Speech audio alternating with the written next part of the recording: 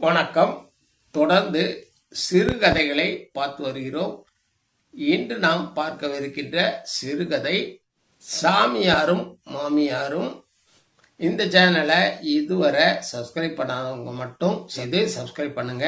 பக்கத்தில் இருக்கிற பெல் ஐக்கானை கிளிக் பண்ணுங்க. பிடிச்சிருந்ததுன்னா லைக் பண்ணுங்க, ஷேர் பண்ணுங்க.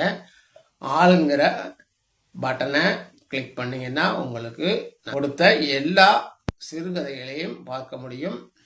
இப்பொழுது கதைக்குள் நேரடியாக செல்லலாம். என் பேரு சிவகாமிங்க. வயசு 28. பார்க்க லட்சணமா இருப்பேன். கொஞ்சம் கொழுக்கு முழுக்குன்னு அழகா இருப்பேன். கல்யாணமாகி ஒரு பெண் குழந்தை இருக்கு. பேரு கனிகா. என் கணவர் சொந்தமா தொழில் பண்றார். நானும் அவருக்கு உதவியாக சென்று விடுவது வழக்கம். என் மாமியார் இருக்காங்க. என்னைய பொறுத்தவரை நல்லவங்க தான்.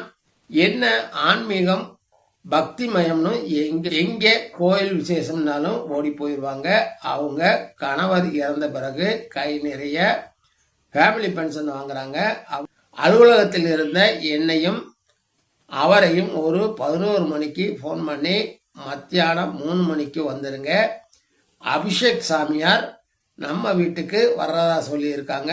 அவங்க நேரில் ஆசீர்வாதம் வாங்க ஆயிரக்கணக்கில் காத்திருக்காங்க.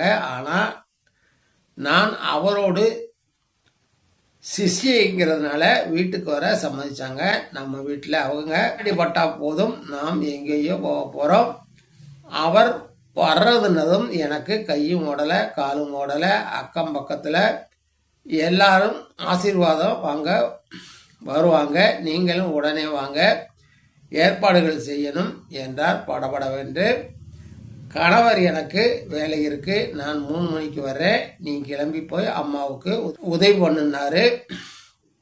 நானும் உடனே வீட்டுக்கு வந்துட்டேன். வந்து பார்த்தா என்னது நம்ம வீடுதானா இது? வாசலிலே வாழை மரங்களும் தோரணங்களுமாக அமர்க்கப்பட்டது. வாசலில் இருந்து வீடு உள்வரை சிவப்பு கம்பளம் வைக்கப்பட்டிருந்தது.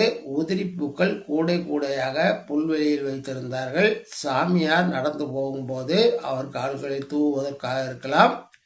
எங்கள் வீடு பெரிய வீடு. உள்ளே நுழைந்தால் வீடெங்கும் தோரணங்களால் அலங்கரித்திருந்தார்கள். கூடத்தின் நடுவில் விஐபி அமரக்கூடிய சேர் ஒன்று வாடகைக்கு வாங்கி போடப்பட்டிருந்தது. அதில் மலர்களை தூவி வைத்திருந்தார்கள். பெரிய மாலை வஸ்திரம் எல்லாம் இருந்தது. பூரண கும்பத்துடன் சிலர் நின்றிருந்தார்கள். கோவிலுக்கு பின்னால் தான் அவருடைய ஆசிரமம் இருந்தது. அதில் பிரம்மாண்டமான கட்டிடங்கள் மற்றும் ஒருவர் தங்குவது போன்று சிறு சிறு காட்டேஜ்களும் உண்டு. ஆனால் தெரியாத யாரையும் உள்ளே விட மாட்டார்கள். நூற்றுக்கணக்கான ஆண்களும் பெண்களும் மொட்டை போட்ட நிலையில் வெள்ளை துணி அணிந்து நடமாடுவதை பார்த்திருக்கிறேன். அவர்கள் இல்லற வாழ்க்கையை தொடர்ந்து துறவரம் பூண்டவர்களாம். அவர்கள்தான் கோவிலின் பாதுகாப்பு பூஜை என்று செய்வார்கள். அதை தாண்டி சாமியார் வெளியில் சென்றால் பலர் அவருடன் வருவார்கள். ஆசிரமத்தை பற்றி வெளியில் கசமுசா என்று பேசிக்கொண்டார்கள். சிஷ்யர்கள் அனைவரும் இளம் வயதினர்கள்.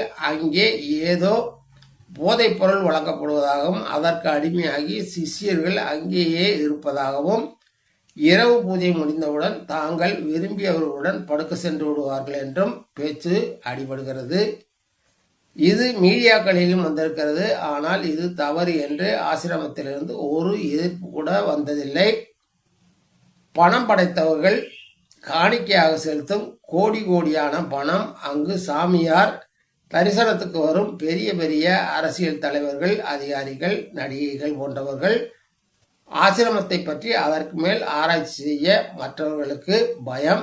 ஒருமுறை சிஷியனாக சென்றவர்கள் தங்கள் பெற்றோரை, கணவனை, மனைவியை, குழந்தைகளை, இப்படி உறவுகளை விட்டு பிரிந்து சென்றவர்கள் ஏராளம்.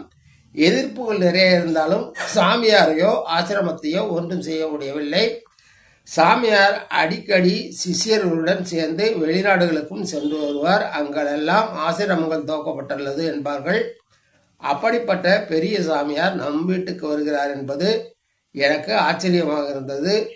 பிரதமரே என்றாலும் சாமியாரை சந்திக்க ஆசிரமம் தான் வர வேண்டும். மனம் நிறைய கேள்விகளுடன் வீட்டில் நுழைந்தேன். மாமியார் பட்டுப்புடவை சகிதமாக பலவென்று அலங்கரித்துக் கொண்டு நின்றார்கள். எல்லா ஏற்பாடுகளையும் செய்துவிட்டேன். அவர் எதுவும் வெளியில் சாப்பிட மாட்டார் என்றார்கள். என் அத்தை அவருக்கு மட்டும் சேர் போட்டிருக்குங்க, மற்ற சிஷியர்களுக்கும் அவரை பார்க்க வர்றவங்களுக்கும் சேர் போட்டிருக்கலாமே என்றேன். போடி, அவர் தரிசனம் கிடைப்பது ஆசீர்வாதம் கிடைப்பதே பெரியது. அப்படி இருக்க அவர் முன்னே சேர் போட்டு உட்கார்வதாவது? எல்லோரும் தரையில் தான் அமர வேண்டும். அவர் யாரை கூப்பிடுகிறாரோ அவர் மட்டுமே சென்று அவரிடம் ஆசீர்வாதம் வாங்க முடியும். எல்லோரையும் ஆசீர்வாதம் செய்துவிட மாட்டார். யாருக்கெல்லாம் கொடுப்பினை இருக்கிறதோ அந்த வாய்ப்பு கிடைக்க போகிறதோ தெரியவில்லை. எனக்கு ஒரே எக்ஸைட்டிங்காக இருக்கிறது என்றார் என் மாமியார். நானும் உடை மாற்றி கொண்டு வந்து நின்றேன். கூட்டம் கூட ஆரம்பித்தது. அத்தைக்கு தெரிந்த உறவுகள், அக்கம் பக்கத்தினர் மட்டுமே வீட்டினுள்ளே தரையில் அமர வைக்கப்பட்டனர். மற்றவர்கள் வெளியே சாமியார் வர காத்திருந்தனர்.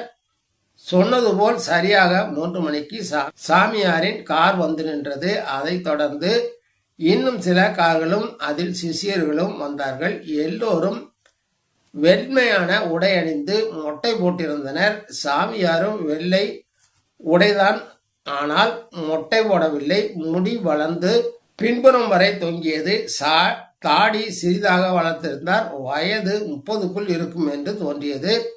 உடம்பில் உடை ஏதும் இல்லை, ஆனால் தோளில் ஒரு வெள்ளை துணி ஒரு பக்கம் மட்டும் தொங்கிக் கொண்டிருந்தது. பெரிய பெரிய ருத்ராட்ச கோட்டைகள், தங்க கவசம் அணிந்து போட்டிருந்தார். கைகளில் அந்த காலத்தில் மன்னர்கள் அணிவது போல் நகைகள் அணிந்திருந்தார். வாசலில் நுழைந்ததும் சிஷியர்கள் வித்தியாசமான ஒரு வாத்தியத்தை இசைத்து புரியாத மொழியில் பாடல்களை பாடிக்கொண்டு சாமியார் பின்னால் வந்தனர்.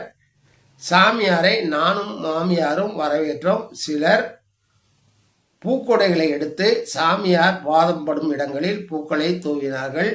எங்கள் இருவரையும் தலையில் கை வைத்து ஆசீர்வாதம் செய்தார். வீட்டுக்குள் வந்துவிட்டார்.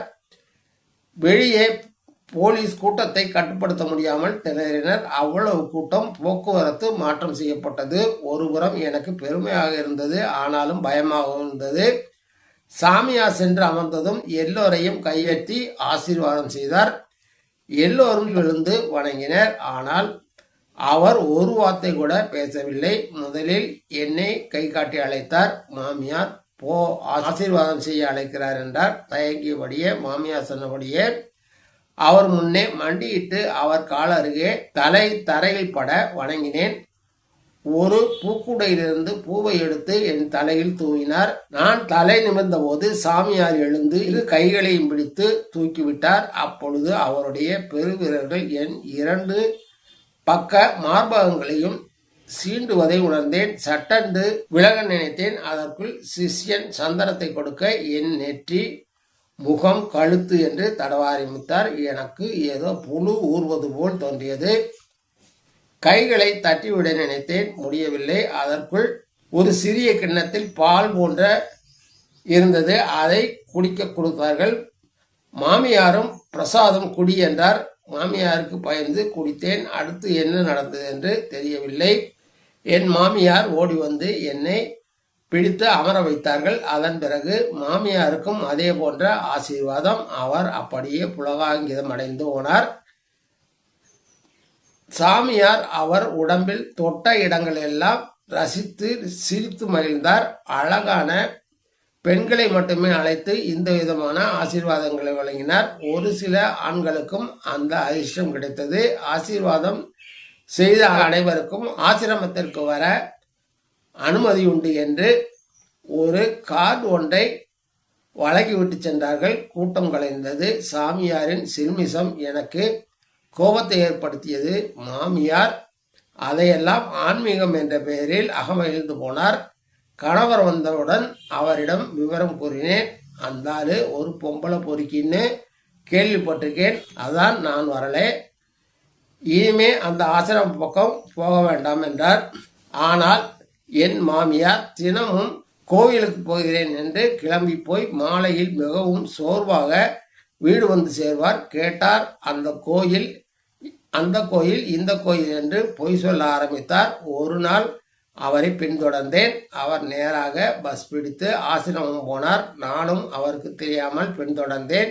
என்னிடம் அனுமதி கார்டு இருந்ததால் நானும் ஆசிரமத்திற்குள் அனுமதிக்கப்பட்டேன். ஒரு இராணுவ கட்டுப்பாடு போல் ஒவ்வொருவரும் செயல்பட்டு கொண்டிருந்தார்கள். பெரிய ஹாலில் சேர்கள் இருந்தது. அதில் ஒவ்வொருவரும் சென்று அமர்ந்தார்கள். முன்னாடி ஒரு மேடை போடப்பட்டிருந்தது. அதன் மேல் அது முழுவதும் பூக்களால் அலங்கரிக்கப்பட்டிருந்தது. நானும் அந்த ஹாலில் நுழைந்தேன். மாமியார் முன் வரிசையில் அமர்ந்திருந்தார். நான் சற்று தள்ளி பின் வரிசையில் அமர்ந்து கொண்டேன். சிறிது நேரத்தில் சாமியார் வந்தால் ஒரு விதமான ஒளி எழுப்பப்பட்டது. விளக்குகள் அணைக்கப்பட்டு மங்களாக இப்போது எல்லாரும் நிழல்களாக தெரிந்தனர். சாமியார் எல்லோரையும் இருகரம் உயர்த்தி வாழ்த்தினார். எல்லோருக்கும் பால் போன்ற ஒரு திரவம் சிறிய கிண்ணத்தில் வழங்கப்பட்டது. குடித்த மாத்திரத்தில் எல்லோருக்கும் ஒரு மயக்க நிலையில் தள்ளாட ஆரம்பித்தார்கள். நான் எச்சரிக்கையாக அந்த பாலை குடிக்கவில்லை. சிறிது நேரத்தில் விளக்குகள் முற்றிலும் அணைக்கப்பட்டு பகலிலேயே இருட்டானது. அவரவர் அருகில் இருந்தவர்களுடன் கட்டிப்பிடித்து கொண்டு முத்தம் கொடுத்து கொண்டும் மெல்ல ஆரம்பித்தார்கள். ஆண் பெண் பேதமின்றி ஒருவரை ஒருவர் கட்டிப்பிடித்தது எனக்கு ஆச்சரியமாக இருந்தது. இவர்களிடம் இருந்து தப்பிக்க தரையோடு தரையாக ஒரு மூலையில் சென்று அமர்ந்து கொண்டேன். தழுவிக்கொண்டும் முணங்கிக் கொண்டே இருந்தார்கள். ஒரு 2 மணி நேரம் சென்றது. அந்த திரவத்தின் போதை தெளிந்து ஒருவரிடமிருந்து மற்றொருவர் விலகத் துவங்கினார்கள். நானும் கூட்டத்தோடு இணைந்து கொண்டேன். சாப்பிட அழைத்தார்கள். சாப்பிடச் சென்றேன். என்ன நடக்கிறது என்பதை கண்கூடாக பார்க்க நேர்ந்தது. அந்த போதையில் லீலைகளில் ஒருவருடன் ஒருவர் லீலைகளில் ஈடுபட்டது தெரிந்தது. சாப்பிடும்போது மாமியாரை கண்டுபிடித்து அழைத்து கொண்டு வெளியில் வந்தேன். மதியம் மற்றொரு தியானம் இருக்கிறது, அதன் பிறகு போகலாம் என்றார்கள். இல்லை, அத்தை நெஞ்சு வலி என்கிறார்கள். நான் செல்ல வேண்டும் என்றேன். அத்தைக்கு போதை இன்னும் தெரியவில்லை. கண்கள் சொருக கைத்தாங்களாக என்னுடன் நடந்து வந்தார்கள். நெஞ்சு வலி என்றதும் ஒரு ஜீப்பில் ஏற்றி வெளியே கொண்டு வந்து ஒரு ஆட்டோவில் விட்டுவிட்டு சென்றார்கள். உள்ளே போகும்போதே செல்போனை பறித்து வைத்துக் கொண்டார்கள் என்பதால் என்னால் படம் பிடிக்க முடியவில்லை. எல்லாவற்றையும் விளக்கி எல்லா மீடியாக்களுக்கும் அனுப்பி வைத்தேன். மீடியாக்களில் வெளிவருவதற்கு முன்பே எனக்கு மிரட்டல்கள் வர ஆரம்பித்தது. சில மீடியாக்களை போட்டு கொடுத்தது தெரிந்தது. பிரஸ் மீட்டை கூட்டினேன். என்ன நடந்தது என்பதை விழாவாரியாக அவர்களிடம் கூட்டினேன். இடம் ஒரு ஆதாரமும் இல்லை. சாமியாரின் ஆசிரமம் போலீஸ் ரெய்டுக்கு உள்ளானது. ஆனால் எந்த ஆதாரமும் கிடைக்கவில்லை என்று கைவிரித்து விட்டார்கள். சாமியாரின் ஆசிரமம் வளர்ந்து கொண்டே இருக்கிறது. பக்தர்கள் கூட்டம் அலை மோதுகிறது. உலகம் முழுவதும் அவரது ஆசிரமம் துவங்கப்பட்டுள்ளது. நான் மட்டும் பைத்தியக்காரியாக சித்தரிக்கப்பட்டேன். நன்றி, வணக்கம். மீண்டும் சந்திப்போம்.